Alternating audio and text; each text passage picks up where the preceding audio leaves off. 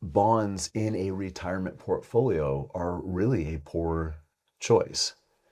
But people think that that's where they belong because they're trying to conserve the wrong thing. They're trying to conserve units of principal, units of currency. I don't want my 401k to fluctuate in value, and what they're missing out on is lifetime income. Welcome to the Blue Collar Millionaire Show. I am your host, Chad Hufford, and this is the podcast where we celebrate the unsung heroes of the working world. Each week, we dive into the incredible stories of honest, hardworking folks who have found financial success through grit, determination, and good old-fashioned elbow grease. So if you're ready to be inspired and learn how to turn your hard work into your own success story, you're in the right place. This is the Blue Collar Millionaire Show. Welcome back to another episode of the Blue Collar Millionaire Show. Your hosts today are Logan Hufford and Chad Hufford. And Chad, I want to jump in with a question about bonds. Do bonds have a place in somebody's retirement plan according to how you would structure it? Retirement plan or financial plan? Well, I guess maybe that's the first place where we should start. Okay. So I think even starting before that, maybe even we could talk a little bit about what are bonds. Because I think people, this assumption, and this is due to our industry, is equities are aggressive or stocks are risky and bonds are safe. Bonds are conservative. And we've talked about this a little bit before on the show, but I think just touching on what do bonds really conserve and what are they? So that first question, what are they, is a debt contract. You are literally buying a company's debt or an entity's debt. It could be municipality, it could be U.S. government, it could be a foreign government. But that's, at the end of the day, that's all you're doing is essentially purchasing a debt contract, which on its face doesn't sound warm and fuzzy. Right. And there's people who are like, oh, I'd never own a corporate bond, just corporate debt, but I'm in the G fund at TSP. Okay, well, you own government debt. Does that make you feel any better? Especially what's crazy, Logan, is crazy might be too strong a word, but it certainly is irrational for people who are worried about inflation to load up on more fixed income. And they're worried about our government printing money, worried about the dollar falling and all that. And what do? They invest in securities that are based on our government and the dollar. Right. So like bonds have several things going against them. It is fixed income in a rising cost world. There are still risks. If an entity fails to pay, you could lose, a corporate bond, even a municipality bond. You could lose some of that capital. But the biggest issue with bonds is your loss of purchasing power. And we've talked about that before, how that relates to money. Money should not be thought of in dollars and cents and units of currency, right, but in how much can I purchase with this amount of money. And let's just face it, $100 today doesn't go as far as it did 5-10 years ago, and it will go even less far 5-10 years from now. So there's a loss of purchasing power, and it's really hard for fixed income to keep up with rising costs. You're about to say something. So in general, if I'm invested in bonds, is my rate of return basically going to hover just a couple points higher than inflation in general? And that's assuming a 3% inflation rate. Is that kind of what I'm going to see with bonds usually? It really depends. Okay.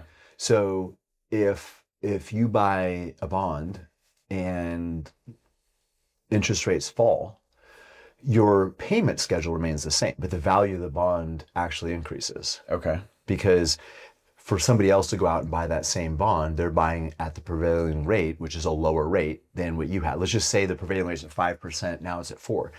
Your bond has more investment value if you sell it, but you're still dealing with fixed income in a rising cost world. Right. Even if your rate is double inflation. So just a little context on that. Large US companies for the last 100 years have earned a little north of 10% a year. And that's nominal return on average. And of course, the swings are anywhere from 45, almost 50% to about negative 40 in any given year. So very large swings, but averaging a little over 10%. Small US companies closer to 12%. Okay. High quality corporate bonds about 6%. Okay. Now, that'd be high for over the last 20 years, that 6% return, but averaging the last 100. But that doesn't really tell the whole story, because you look at that, you say, okay, bonds collect relatively half the return of owning companies, owning equities. But when you factor in inflation, then your real return on bonds is about 3%, compared to about 7% with large companies, 9% with small companies. So now that marginal gap is even wider. And that's what real returns are. It's net of inflation. That's the only return that matters. Now, when you factor taxes into that, you're giving up more of that. So all this to say, it's really hard to keep up with increasing costs when you're giving up potentially half your return. Could be more, could be less, depending on rates, like you said, but also then taxes on top of that. And if your money, not to get too far in the weeds, Logan, but if your money is in after-tax accounts, like a brokerage account or non-qualified account, bonds have an additional penalty or premium attached to the taxes. So that's a little bit off topic, but all that to say, bonds in a retirement portfolio are really a poor choice. But people think that that's where they belong because they're trying to conserve the wrong thing. They're trying to conserve units of principal, units of currency. I don't want my 401k to fluctuate in value, and what they're missing out on is lifetime income. And really, I think it's coming from kind of three basic issues. And one is philosophical, or actually it's more psychological. And that's that human beings, we place a high value on predictability or certainty. Right. And high value comes also with a high cost. So when we give up maybe half our return or more of what we could get to have the stability of bonds or fixed income, it is a real cost. So that's more the psychological aspect. The other piece of it is, when I was growing up in the 80s, first of all, life expectancies weren't nearly as long as they are today. So for people to have a retirement that was longer than their career wasn't really part of a financial plan. Right. So if you're planning on 10 years of inflation rather than 30, it isn't as much of a factor. Can you just pause for a second? Because I mean, that is a really, really crazy thought. I mean, it wasn't long ago. Even just if we're thinking about as kids, you think about your grandpa or, maybe an older person at church or something. It's like the person that was 75 years old. It's like a pretty elderly person. Now, maybe a little bit of that was because we were kids, but I think that wasn't just a vibes thing. That was real. Whereas now it's like the elderly person, like they're not 75, they're 95. Yeah. So yeah, if you're retiring at 55, 60 and you have 40 more years living on this earth, that's a very different, just from the math perspective, that's a very different equation. Yeah. And so different equation. And there's a question around that is, can you afford to triple your living costs in retirement? First of all, most people have no plan for that. Right. But I would venture to say a lot of people don't even know that's a question. Like, why would you need to triple your living costs in retirement? Well, at 3% inflation over the course of about 35 years, $100 today buys about $33 in 35 years. So, and maybe your retirement is only 30 years. Right. But you're still looking at probably losing 60% of your purchasing power during that time. A dollar becomes $40. So when you say double or triple your expenses, this has nothing to do. Did you say expenses? I said, well, what is your plan to triple your income in retirement? And that question has nothing to do with greed. Nothing at all. I want a bunch of money. It's literally you're just looking at the math of it. Just to maintain my current lifestyle. Right. And there's some arguments that, I slow down in retirement. I'm not going to be doing as many things. And that is sometimes true, but I guess two thoughts on that. we'll go back to kind of why bonds or where do they fit in. But number one, I don't want inflation to tell me when I stop traveling in retirement. Yeah. If I'm physically not able to, if for whatever reason that's just not as interesting to me, I don't have the energy, whatever. I want to make that call. I don't want my budget to tell me, okay, well, you can travel for the next 2 or 3 years, and then that's pretty much it. Hope the grandkids like to visit you because you're not going to see them. There's not a lot of freedom in that. The other thing I'm painting with a broad brush here, but been doing this for almost 2 decades. We've had people retired for a very long time, some of them. And what I've noticed is their expenses don't go down, they just change. So people might slow down, but what they do becomes more expensive. It takes more money to keep them comfortable on vacation, to take a long plane flight. Like you're probably going to pay for better connections, or maybe a comfort or first class upgrade or something like that. Medical costs climb exponentially. So yeah, some of your costs might go down. So I guess what I'm saying is almost never do people's costs diminish in retirement. And like you said, Logan, it's not because of greed. It's because everything costs more. Bonds don't have a plan for that. It's the wrong tool for that job. Now, let's go back to the 80s when people weren't expected to live quite as long. Like you said, that was back when 75 was old. Sounds like a country song. But you also had bond returns at 10, 12, 14%. I think in the mid 80s, you get a treasury bill, 14%. So I didn't know that. I think that's where a lot of that mindset or that planning is coming from. Like, okay, so somebody's retiring. They're also retiring old. They're retiring older. The average retirement age right now in the United States is about 62, according to the U.S. Census Bureau and Bureau of Labor and Statistics and Social Security Administration, 62. According to the IRS's own mortality tables, the joint life expectancy of that 62-year-old non-smoking couple is 30 years. So that's kind of where I get that 30-year timeline. But people are retiring sooner and living longer. So it's a double-edged sword. That's awesome if you have a plan for it, but it can get you in trouble if you don't. But back in the 80s, you could get a bond paying double digits, and you weren't thinking of 30 years of rising living costs. Maybe it was 5, maybe it was 7. So we have just a very different landscape now, and the problem is we're trying to fight a new battle with old weapons. Right. Because the advice doesn't seem to have kept up. No. I mean, if you look, and this is not like, I mean, I've seen advice coming from people that, whether it's social media accounts, folks that I know in real life, like not fools, not ignorant people that like I've seen some of the accounts that I follow on Instagram, just kind of keep an eye on things. There's some good content, some good wisdom occasionally from some of these, and yet the general advice is still, but when you get closer to that age, definitely go heavier and heavier in bonds just to be on the safe side. So these are not fools spouting this, but that is kind of still the consensus advice. And there's 2 reasons I think for that. Number one, there's multiple reasons. Number one, it's easy advice to give. Okay. Because part of that advice is comfort. Like, Logan, yes, this is stock market's crazy. By the way, it always is. I mean, there's never been a time where the market has not been volatile, and this year's no different. We were down 10%, more than 10%, in just a matter of a couple of weeks. And then it swung up, was making all-time highs just a couple weeks after that, and now we've surpassed that. So volatility in both directions. Right. People usually get upset about volatility in negative directions. We talked about before, both are volatility. But that stuff's never going to change.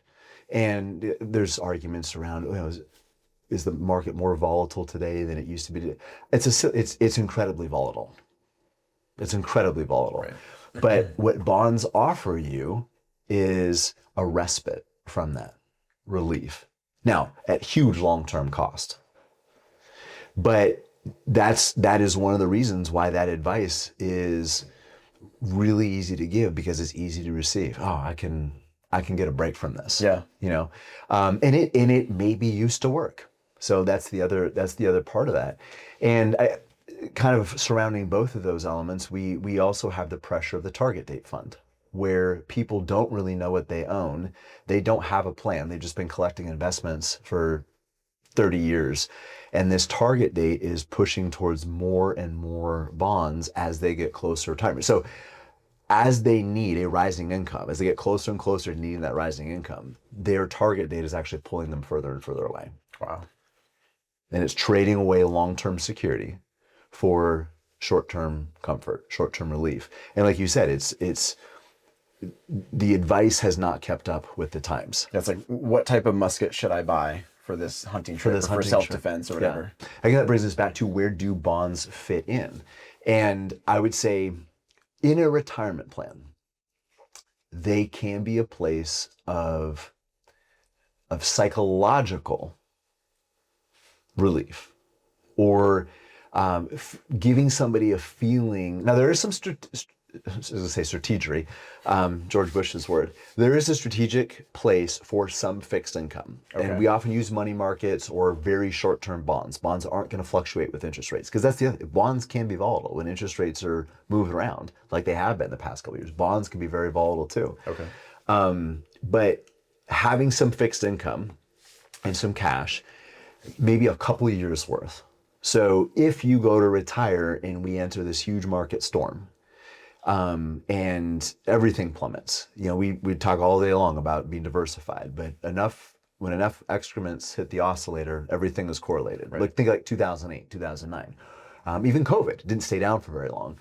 And COVID is not a great example because the recovery was so quick. Right. But it went down, the broad market went down 34% in 33 days. What if it stayed down for 2 or 3 years? That kind of an event, which we will weather. Right. I don't know when it's coming. I just know that it will, and we've got to be prepared for it. So what we have is short-term, very high-quality fixed income, maybe some cash, a couple years of living expenses. What that does, it allows us to not have to lean on our equities. Okay. Going to that orchard metaphor, we just kind of not ignore, but we let that rest, and then we just live off our pantry. We live off that cash.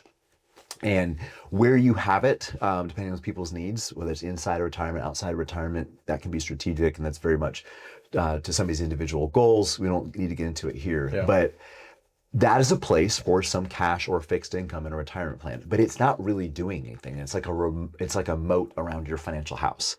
It's sitting there, it's stagnant, it's not super exciting, but when the vagaries of the market try to invade, you're going to be grateful that you have it. It's, if I'm understanding you correctly, this would be separate from like an emergency fund, but similar concept? Or? It'd be like a different type of emergency fund. It wouldn't be to replace a roof or a car or something like that, but it would be if your funds are getting absolutely hit in the face and it's a long-term dragged out decline, it gives you another income source to lean on. And this isn't, last year, market went down over 20% in just a few weeks. It didn't last very long. Like, we didn't need to utilize that strategy. But that is a place for, but again, even in that case, would be mostly cash, not so much bonds, and the bonds should be of low duration, very high quality.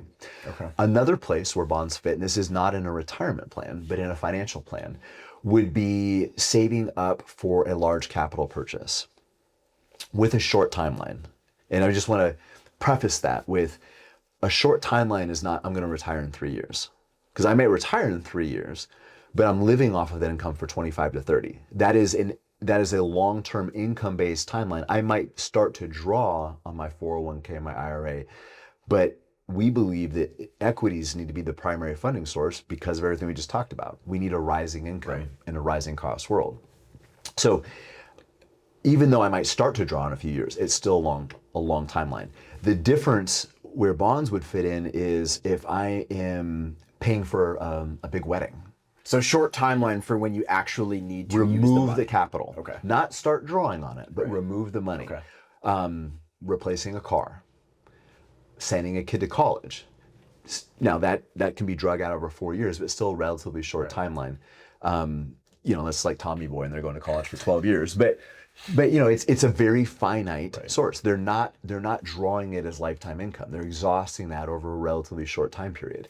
If somebody was, going to get a snowbird home somewhere, but it's the capital is being withdrawn from the account. Right. They're not living off the capital like they do in a retirement account, where equities, believe, are still the most beautiful funding source for something like that.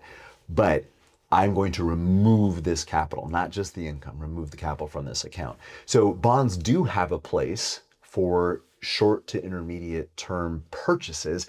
I would hesitate to even call them investments, because at that point, Right. you're really looking for a return of your money more than a return on your money. Yeah, I mean, it makes me think of it. Somebody's asking about, yeah, so I've got my 3-month emergency fund. I've got 20 grand. Let me do a bunch of research and find all the best CDs and the best high yield savings. And obviously, if you can get 5% versus zero, sure, get the money. But at the end of the day, it's not an investment, right? That's not the purpose of an emergency fund. It's you just want to make sure you have that money. So it's the same concept. Same concept, yeah. And just think about, like, from a pure statistical standpoint, if I need $50,000 to buy a camper 2 years from now, statistically speaking, I am more likely, or most likely, get the best return between cash, bonds, CDs, or stock-based mutual funds. Still, the odds are with me to have that in mutual funds. But if it's a matter of not being able to do that, just think of, like, if it's kids' college and they can't go to school because they can't go to that school that they got into because those funds are temporarily down. That's a huge lifestyle shift, and your kid isn't going to care that. Well, statistically, you're more likely to have even more money after college, because it didn't work, and it might work out for the younger sibling, but in that case, the kid's going off to college. He doesn't have time for the market to recover. Even if you retire in the midst of a market decline, if you have some buffer, like we talked about, and you think about it, like a couple years of living expenses, this might be 8% of your account, Right. not 40 or 50% like a target date. But a relatively small chunk of your account, if you have that set up, you can retire in the midst of complete market turmoil, because it doesn't have to be recovered by the time you walk out the door and get your last paycheck. It will recover as you're slowly drawing that income. But very, very different if you've got a 4-year timeline and maybe for 2 years of that fund is underwater. So those are a few places in somebody's financial plan that bonds do work. But so there's nothing wrong inherently with the tool. I still don't love the idea of buying somebody else's debt, but it works to some degree. I mean, even your bank interest is essentially funded by other people's debt in a more roundabout way, not as direct as bonds. But we're misusing a tool. We shouldn't be surprised that we're not getting good results from it. I mean, if you're using an iron to fry eggs, it might kind of work, but it's going to be a lot. I'm making this up as I go. Right. But my kids have not tried this, by the way. Hopefully they're not listening. I've got a couple that might think this is a good idea. But it's, in a pinch, can it get the job done? Possibly. It's going to be messy. It's not going to be the same experience. And it certainly is far from optimal. And we're essentially trying to cook breakfast on an iron and wondering why we're not getting good results. And it's because we are misusing a tool. Bonds were never designed from a financial standpoint to sustain 30 years of rising living costs. I am curious, when you take on a new client in general, whether they're heavy on bonds or not, but they've got bonds in their portfolio, do you typically see mostly government bonds, mostly corporate bonds, or is it just kind of a mix? Or does it even matter? It does matter, and it is usually a mix. The last time I looked, I don't know if this is immediately accurate, Sure, but I'm sure it hasn't changed. But the last time I looked, well over half the United States 401k investments or investors were using target date funds. Okay. So target date funds, usually as you get closer to whatever date, so let's say you're 60, you're going to retire 2030. Every year, that fund will sell off some of the companies you own and buy bonds. Some will be corporate bonds. some will be government bonds. The majority typically are corporate bonds, which is really interesting because what's happening is you are selling off real brick and mortar companies that produce amazing products, technologies, and services. You're selling those companies to buy debt in some of those same companies. So people call it diversification. It's not, it's asset allocation. Okay. And you can lose your asset with bonds or stocks if you're buying Microsoft bonds and Microsoft stock and say, well, I've got 50% in each, I'm diversified. If Microsoft goes out of business, you've lost your asset. Right. You know, I mean, it doesn't. So what's ironic about that is we are selling companies that are way too risky to own. And in your thought process. So yeah, I'm saying that tongue in cheek. Right. That we feel it's too risky to own these companies. I'm going to buy their debt instead. Yeah. And then carry that into retirement. And no longer have that ownership stake. No longer. So you're still tied to the success of that company, very much so, but you no longer have the upside because now you're just a bondholder. Yeah. And it is always better to be an owner, not a loaner.